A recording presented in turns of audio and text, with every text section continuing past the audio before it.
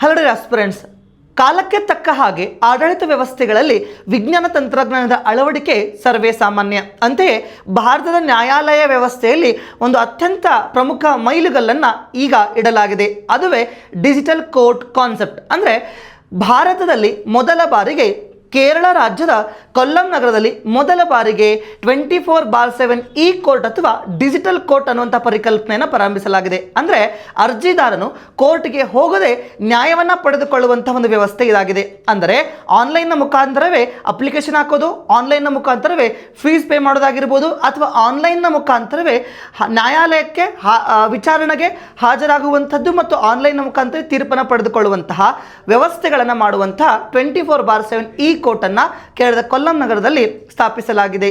ಈ ಪ್ರಾರಂಭದಲ್ಲಿ check bounce ಕೇಸ್ಗಳನ್ನು ಮಾತ್ರ ವಿಚಾರಣೆ ಮಾಡ್ತಿರುವಂತಹ ಈ ಕೋರ್ಟ್ನಲ್ಲಿ ಮುಂದಿನ ದಿನಗಳಲ್ಲಿ ಎಲ್ಲ ಹಂತದ ನ್ಯಾಯಾಲಯ ವ್ಯವಸ್ಥೆಗಳಿಗೆ ಇದನ್ನು ಒಳಪಡಿಸಲಾಗಿದೆ. ಇಂತಹ ಹೆಚ್ಚಿನ ಮಾಹಿತಿಗೆ ನಮ್ಮ ಪೇಜನ್ನು ಫಾಲೋ ಮಾಡಿ. Thank you.